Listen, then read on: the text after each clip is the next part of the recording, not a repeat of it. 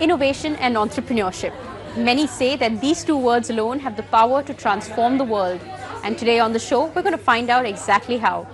We are at the felicitation ceremony at the Intel International Science and Engineering Fair.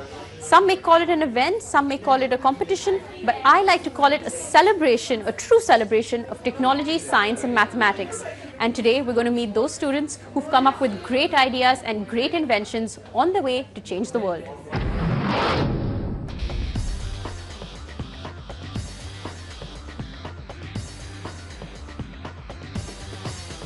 Meet some of the world's brightest young budding scientists. In May this year, Intel's International Science and Engineering Fair, or ISEF, brought together school students from over 70 countries to showcase their innovations. 18 of India's sharpest minds represented India with their exceptional inventions. We have India in the house. Give yourself a minute to feel truly proud here. This year, the highest number of entries were sent from India in the history of the competition, with 12 projects competing at the event. My project is named as Voice Donator. It's a project that enables the speech impaired persons who have defect in the larynx but have their lips and tongue movement functioning properly. This is my dream and I am living it right now. This global science competition showcases talent from all around the globe, and Indian students this year certainly made their mark. And when I think about who's going to invent the future, not you or me, it's them. And here's hoping they make India proud in the years ahead. We're now with Jaya, someone's project who I found extremely interesting. Jaya, tell us a bit more about your project. Namaste, I am Jaya Sagar from Manali, Himachal Pradesh. My project is mustard flowers to attract pollinators for better apple crop. I belong to Manali and my family, I belong to an apple grower family, so we have a lot of apple orchards. The quantity and quality of apple crop depends upon the pollination that takes place in an apple orchard. Pollination is the transfer of pollen from one flower to the another. And apple is cross-pollinated and the pollen grains of apples are sticky. So we need insects for that. It cannot be carried away by wind. And the number of pollinators, honeybees and all, is declining rapidly in the Hindu Kush Himalayan region because of deforestation and heavy use of insecticides and pesticides. So we are suffering a great loss on this account. Mustard plant has same flowering period as apple, that is March-April, and it has little bright yellow flowers. And yellow is the favorite color of honeybees. So I have used mustard flowers exactly to attract pollinators, to attract the honeybees and all. And the mustard plant has quite dense flowers, as you can see, and it has a lot of nectar as well. So it provides good porridge to the honeybees as well. So we can sustain the honeybee population as well. So you're from a family that actually grows apples. So how happy were your parents when you gave them this idea? What did they say? Actually, when I started this experiment and I told my parents that I want to do this experiment, they say you will be spoiling our trees, 30 of the trees. And I was like, no, I want to do this. And they said, okay, if your experiment, if you're successful, we'll double your pocket money. But if you fail, you won't be getting your pocket money for a year. Okay. So I was like, what is this? Don't do this. What plans now for the future? In the future, I want to conduct some more experiments like this to get the accurate results. So I'll be using some pollinizer bags, the net bags, to cover the trees and check, the percentage of flowers that are being converted into fruits. Because I guess the weight of the apples and number of apples is not the accurate measure of pollination. So you think you can do better than this? Yeah, I will do it, definitely. Here we are with Ram and Aishwarya, who have a very interesting project. They've managed to create something called as biodegradable cups. Let us talk to them about their project. Ram, tell us something about it. Well, our project is on biodegradable paper cups. Our main aim was to make biodegradable paper cups because the present cups are coated with polyethylene or wax, which are not biodegradable. So it's causing a lot of landfills, as you can see. So now we coated paper with bioplastic, which is a mixture of any vegetable starch, glycerin, vinegar and water. Afterwards, we just coat it on paper and we can take it to the factory and make cups. I'll tell you how the bioplastic is made exactly. Okay, Aishwarya, tell us something about this. How did you start with the project? How did you make the starch that you make? Okay, so the starch, we actually made the starch from potato.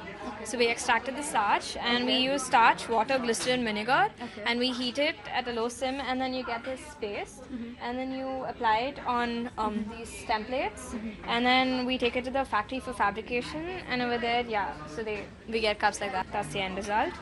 And we can even reuse these cups by shredding them and coating them with another layer, so that we can make them reusable, and then we can make bags out of it, like after coating another layer. Okay, so your paper cups are natural. That's what you're saying. So how different are they from the normal paper cups that we get in the market these days? Okay, the normal paper cups that we get are, as he said, coated with wax or polyethylene. So the wax and polyethylene fuses with the paper, so they're not recyclable, and they don't biodegrade very fast either. So our bioplastic is actually edible. So what do you mean edible? Did you eat your cups, or what? How do you find that? No, so the bioplastic, they're coated over the paper, right? So before coating, the bioplastic is not harmful, so it's edible because it's made out of natural ingredients. So, what was your inspiration behind this? How did you think of coming up with something like biodegradable paper cups? Right now, there's a lot of what's a major problem, a global hazard, and we wanted to help the environment. So we thought this would be a very good way to help the environment, and it's even cost effective. It's even cheaper than the normal cups. We're going to show you the students' projects in just a bit, but we're now joined by Mr. Gregory Bryant. How do you think the level of the event and the competition has been this year?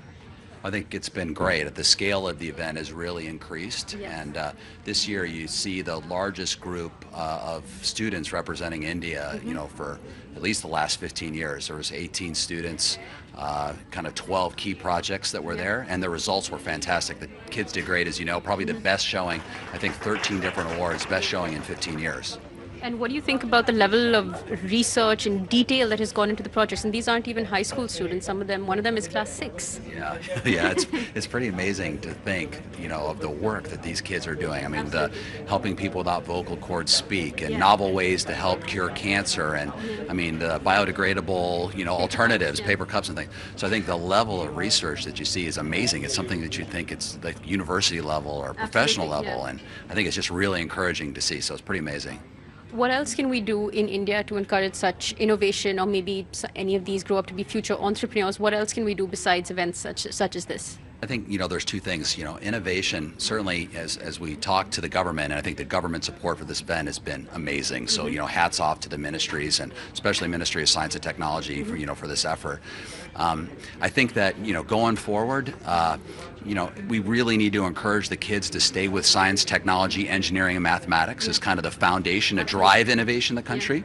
Prime Minister now has been very clear that innovation is really a key to the future of the country, and it's an important part of the government in their It is, and this is innovation at the grassroots level, and I think it's one of the finest examples. So I think we're committed to helping scale this and continue to do this in the future.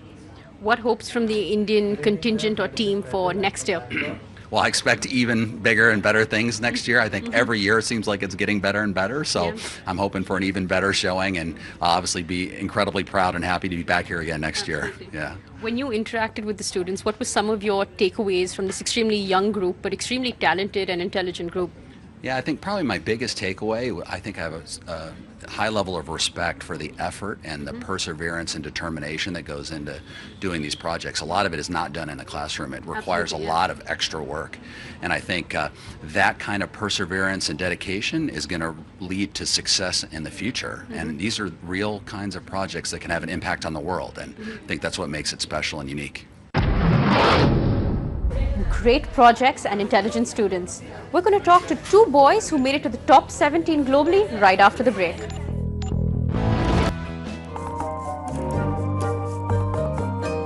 So how did these youngsters make it to an event as huge as ISEF? The first step is to feature your project at the Initiative for Research and Innovation in Science, the national level science fair in the first category for grades 5 to 8, or the second category that includes grades 9 to 12. This can be done through your school or even online. The projects are then reviewed by scientists and experts. This is an automatic wheelchair that has been specially designed for people suffering from paralysis. A person can operate this chair using his tongue. We are feeling nervous, but we are excited to be here. These winners then progress to the next level, the cutting-edge competition in America. Till 2013, a total of 73 Indian students have won 87 awards at ISEF, competing with more than 60 lakh high school students from across the world. Success here brings awards, scholarships, but that's not all. Each winner gets the opportunity to have a minor planet named after them. Now, isn't that just incredible? Iris rocks! Iris rocks! We're with some of the participants of ISEF, and we're going to talk to them a bit about their entire experience and what they think can be done to have such sort of competitions or celebrations, whatever you would like to call it, in India. With us is probably one of the youngest people who entered ISEF. What class are you in? 6th. And what was your project about? My project was on tile processors. Okay, so how was the entire experience for you? It was very interesting. I came last year. Okay. But I did not go to US as I was too young. Okay. And how old are you now? Right now, this year I'm 12. Last year I was much younger. Okay. And could one of you tell me about how much of this do you learn in schools that you could apply in your projects? Is all of this something that you learned in schools? This technique of research isn't really taught in schools, and I think in order to encourage these kind of competitions and research, some kind of incentives could be given to children in schools. So competitions like ISEF are a great way of doing that, and at the national level in India there's IRIS, which also has the same platform for Indian students. But a lot of it is also sponsored by corporate responsibility, like Intel and Google. They all pool into do these competitions, and I think organizations in the tech field and in the science and technology industry, they can do a lot to encourage students into this kind of learning and this kind of research. So if you could just pass the mic along to someone in terms of the research that goes into doing these projects. It's really trained you for the future, for college. But is that something that you learned in school? Did your teachers mentor you along? Because such sort of research is very high level. It's very college level, or maybe even like master's or PhD level. So how did you do such research? We can do this researching with the help of innovation. Actually, in schools we are taught only books and the matter in the books, and actually innovation needs a lot more than that. And for innovation we have to pursue some laboratories, some reputed laboratories, to do some research, and most of them don't allow us in India. So we have to change the pattern of our research, and for research it also needs that we have some curiosity towards the education system. And to arise that, I think that India can make some big steps towards it. And for such competitions, we can organize some competitions to do that and encourage some students. And Indian students have demands in the foreign countries also. And Indian minds are meant for innovation only, and I think that. And actually we can arise that innovation in them and curiosity so that they can do well in their futures. When you went to the US and you saw all these different projects, did you have different ideas that, oh, I could have done this, or maybe I should have added this? Were you inspired by the amount of different people there with their projects? Yeah, I got inspired after this, that I saw many of the projects. About 1,700 people were there from around the world and about over 80 countries. And I saw that they have done a lot of research in their fields, and I think that my project was not of their class. I thought that I am one of the backseat students of the microbiology class, and I think that I have not done anything. I'm sure you aren't. That's why you're here. Yeah. And I got inspired by that I can try this again and try to do something more than that I can change the world actually. One final question. What do you think we can do to encourage such sort of projects, research and innovation in India? Anybody? Yeah, go ahead. One major step that we can take is to encourage students to learn beyond their textbooks, go beyond their textbooks. There are many online courses that are available for students. These courses are offered by many universities as well. So students can pursue those courses online, which are mostly free of cost. Then these courses encourage students to think beyond their textbooks. And in this way, they can develop new ideas, go and do some sort of innovative research, and again, this is one way in which we can get more innovative projects. So those were some of the students who have these amazing projects and had a great trip to the US. Simar is now with Abhishek and Daksh, who made it to the top 17 globally, and this is what they had to say. Here we are with Daksh and Abhishek, who've made it to the top 17 globally. Let's talk to them. So how do you feel, guys? Congratulations. Tell us something about your project. My project is about controlling a disease called giardiasis, which is severe diarrhea. So I have treated it with Rubus ellipticus. It is the scientific name of a plant known as yellow Himalayan raspberry, which is commonly found in Himalayan region. So I have conducted various experiments to establish the efficacy that this plant can help to cure this severe diarrhea. You can see over here that how many people are all over the world are affected by this parasite. So actually it is a tropical disease. So it is, our India is a tropical country, so many of them are affected by this parasite. So I am here with a very good result of natural solution, that is Rubus ellipticus, the yellow Himalayan raspberry, to treat this disease giardiasis. Okay, so what's the difference between treating giardiasis scientifically and the natural way that you found it? What's the difference? What was the result like? Through various experiments we conducted on Giardia intestinalis, we got to know that it has no side effects on our body. It is not only prevalent in humans, but also it is prevalent in beavers, that is known as beaver fever. The severe diarrhea is also known as very, very prevalent in tigers, lions, wild animals, domestic animals like cattle, etc. So we conducted various experiments of various life stages of Giardia intestinalis. So here we are with our project, which is the drug developed by the roots of this plant, yellow Himalayan raspberry, is safe, herbal, natural, cost effective, and also it is having a good efficacy in controlling this disease, giardiasis. Okay. Daksh, tell us something about your experience. How was your experience? And also what inspired you to come up something like this? See, first of all, I want to tell that experience is just awesome. I mean, wearing this blazer of Team India, I've seen Bhag Milkha Bhag, and then I got inspired that, see, Milkha Singh is working so hard for this coat. I mean, this blazer is not worth, the thing which is worth is this Team India emblem over it. So I was just so excited. I mean, it's very cool experience when someone comes to you and say, hi, you're from India.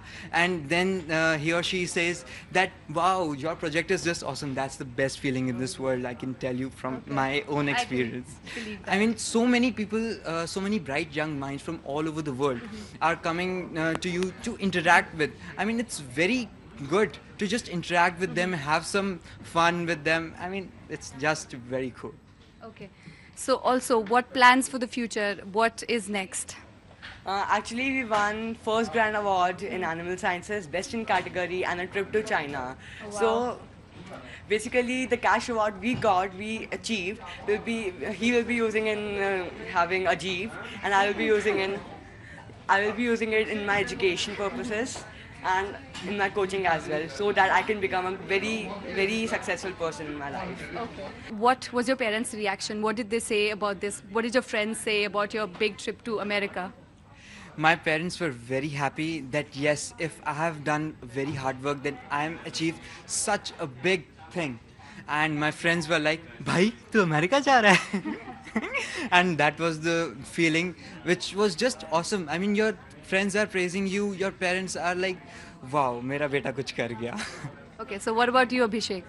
They were really, really happy by this achievement, and they were like, wow, like in such a small age, in such a tender age, I have done this kind of thing. And my sister also went to ISEF, and my parents is very, very blissful to have that we are having these kinds of children. And my friend's reaction was, wow, wow. And that's a wrap on the show. Until next time, thank you.